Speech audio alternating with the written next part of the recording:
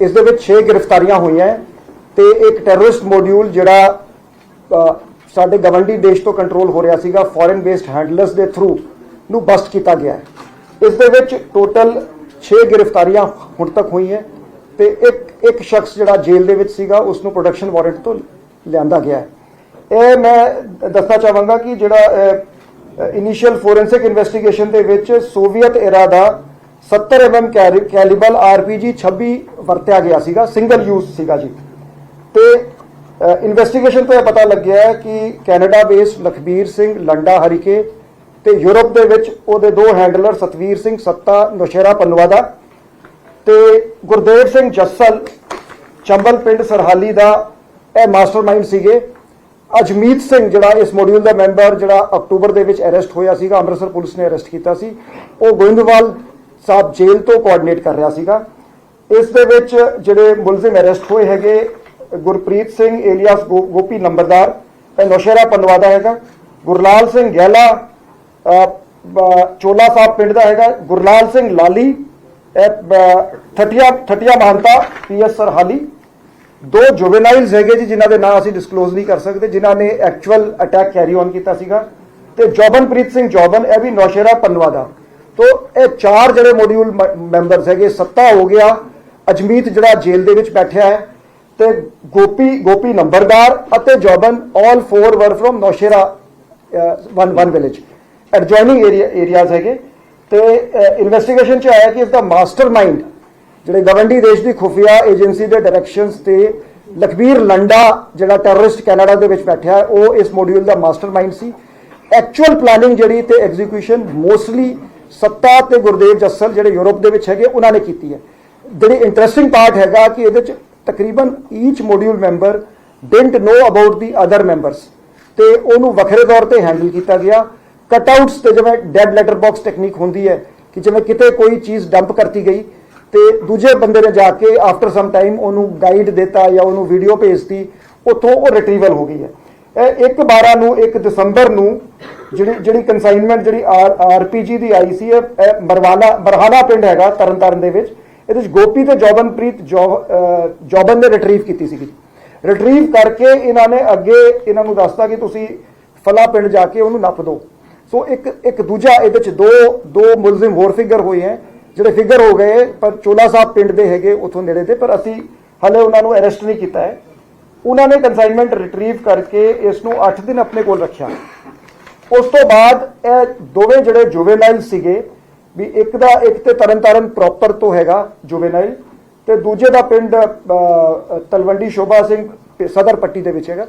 सो इन्हों separately both the attackers did not know each other, इन्हों separate handlers ने separate लोगों ने लिया के इकट्ठा किया on the day of the incident ते उत्थे जिहड़ा हैगा इन्हों हैंडओवर किया गया। जिहड़ा सी वीडियो कॉल लंडे नाल हुई, इन्हों पहले इन्होंने जिहड़ा हैगा इंस्ट्रक्शन वीडियोज़ जिहड़े हैगे इंटरनेट ते डाउनलोड किए सीगे ते लंडे ने इन्हों गाइड किया, टारगेट बारे दस्सिया ते उस तो बाद मोटरसाइकिल ते अगे वो मोटरसाइकिल असीं रिकवर कर चुके हैं। जिहड़ा गुरदेव जस्सल हैगा यह भी लंडे का एसोसीएट सीगा, 3-4 साल पहले यूरोप एस्केप कर गया सी। जिहड़ा सतवीर सत्ता हैगा यह पिछले साल ही जून दे विच ही absconded and went to Europe ते इहदे विच Ajmeet Singh is in the jail. Total जिहड़ी रिकवरी वो तो मौके ते जिहड़ा RPG ते लॉन्चर की रिकवरी हो गई सी। एक 32 bore pistol with 15 live cartridges recovered from Gurlal Singh गैला। Hand grenade P86 recovered from Gurpreet Singh alias Gopi Nambardar. 30 bore pistol ते 35 live cartridges recovered from Jobanpreet Singh जौबन and Gurlal Lali. 32 bore pistol ते 15 live bullets recovered from the 2 juveniles. ये तरनताਰਨ में सरहाली police station पर जो RPG attack हुआ था वो पंजाब पुलिस ने इसे सॉल्व कर लिया है। टोटल 7 मुलजिम अभी तक गिरफ्तार हुए हैं, 6 गिरफ्तार बाहर से हुए हैं, एक जेल से प्रोडक्शन वारंट पे ले आया गया है। इन्वेस्टिगेशन तो पता लगा है कि हमारे नेबरिंग कंट्री की खुफिया एजेंसी के इशारे पे लखबीर लंडे जो टेररिस्ट कनाडा बैठा है वो इस मॉड्यूल का मास्टरमाइंड था, जिसने यूरोप बैठे अपने साथियों के साथ जो सत्ता और गुरदेव जस्सल के थ्रू एक टेररिस्ट मॉड्यूल यहाँ पे रेस किया, उसको अजमीत के थ्रू जो जेल में है अजमीत सिंह के थ्रू कोऑर्डिनेट करवाया और ये अटैक एग्जीक्यूट किया। ये सारे ही ये जो मॉड्यूल मेंबर्स थे ये एक दूसरे से परिचित नहीं थे। इन्हें अलग अलग लोगों ने हैंडल किया और अलग अलग जगह से इकट्ठा किया। पार्ट ऑफ द जॉब इन्हें बताया गया कि आपने ये सामान प्लेस एक्स से प्लेस वाई लेके जाना है और आपका रोल खत्म है। उसके बाद अगले को अगला रोल दिया गया, सो दैट अगर कोई गिरफ्तार भी हो जाए तो पुलिस उससे आगे ना पहुंच सके। तो ये हमने सिस्टमेटिक टेक्निकल इन्वेस्टिगेशन से, सीसीटीवी फुटेज की स्टडी करके, टेक्निकल इनपुट से और उसको जो ह्यूमन इनपुट्स हमें कोरॉबरेट हुए, ये हमने गिरफ्तारियां करी हैं। इस केस में जो गिरफ्तार हुए हैं, गुरप्रीत सिंह एलियास गोपी नंबरदार विलेज नौशेरा के, गुरलाल सिंह गैला ये चोला साहब विलेज का है, गुरलाल सिंह लाली ठठिया महंता विलेज का है और जौबनप्रीत सिंह एलियास जौबन ये नौशेरा पन्नुआ का है। अजमीत सिंह जो नौशेरा पन्नुआ का जेल में है, इस वक्त प्रोटेक्शन वारंट पे हमारे पास है और 2 जुवेनाइल्स भी हमने गिरफ्तार किए हैं। सो इस केस में टोटल 7 गिरफ्तारियां हुई हैं और ये एक बहुत बड़ी साजिश हमने बेनकाब करी है, पर्दाफाश किया है। ये काउंटर इंटेलिजेंस विंग और तरन तारण डिस्ट्रिक्ट पुलिस की ज्वाइंट ऑपरेशन में ये कामयाबी हासिल हुई है पंजाब पुलिस को। The Punjab police has solved the case of the RPG attack on Sarhali police station, which took place on December 9th at 11:18 p.m. In this attack, a Soviet-era made single-use 70 mm caliber RPG-26 was used, which was normally used by the Mujahideen, and it was sourced from across the border in a consignment. Investigation reveals that the mastermind of the conspiracy is Lakhbir Singh Landa, wanted terrorist who is sitting in Canada, who got it executed through his 2 Europe-based handlers, this Satbir Satta and Gurdev Jassal. Both of them are associates of Lakhbir Landa. They operated mainly through one Ajmer Singh of Naushera Panwa, who's Ajmeet Singh, who's lodged in Govindwal Sahib jail. And in this case, so far we have made 7 arrests.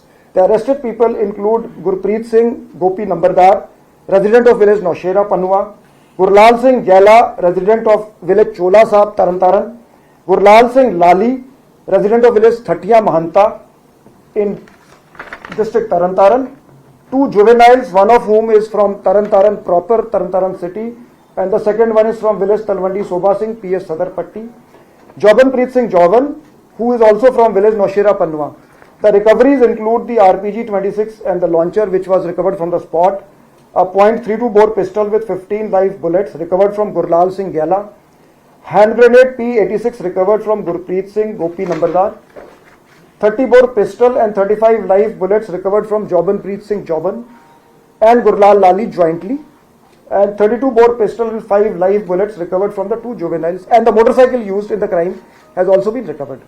So this is a major success of the Punjab police against the ISI based terror module which was run by foreign handlers from abroad.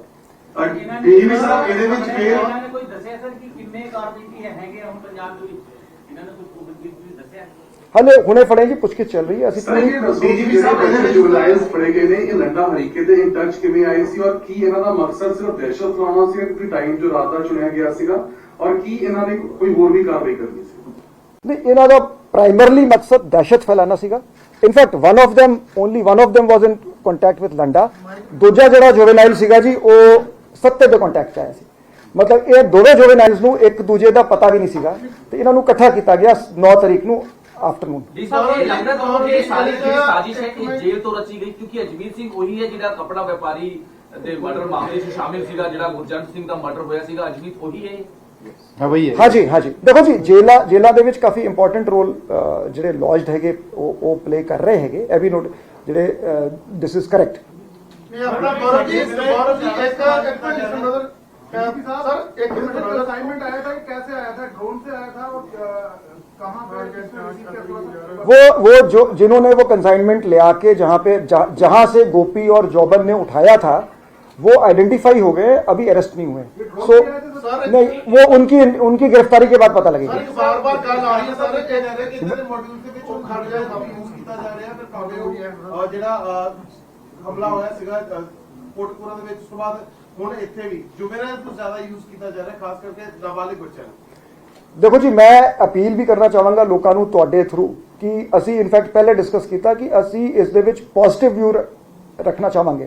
ਜਿਨ੍ਹਾਂ ਦਾ ਬਹੁਤਾ role ਨਹੀਂ ਹੈਗਾ ਜਾਂ ਜਿਨ੍ਹਾਂ ਨੇ ਅਸਲਾ ਨਹੀਂ handle ਕੀਤਾ, crime ਨਹੀਂ ਕੀਤਾ, ਅਸੀਂ ਲੀਨੀਅੰਟ ਵਿਊ ਲੈਣਾ ਚਾਹੁੰਦੇ ਹਾਂ ਕਿ ਜਿਹੜਾ ਸਾਡਾ ਯੂਥ ਹੈ ਅਸੀਂ ਚਾਹਾਂਗੇ ਕਿ ਉਹ EMPLOYMENT ਵੱਲ ਮੇਨ ਸਟ੍ਰੀਮ ਵੱਲ ਉਹ ਆਉਣ ਤੇ ਇਹ ਗੁੰਮਰਾਹ ਨਾ ਹੋਣ ਇਸ ਤਰ੍ਹਾਂ ਦੇ ਮਾੜੇ ਅਨਸਰਾਂ ਦੀ ਜਿਹੜੇ ਐਂਟੀ ਸੋਸ਼ਲ ਐਲੀਮੈਂਟਸ ਹੈਗੇ।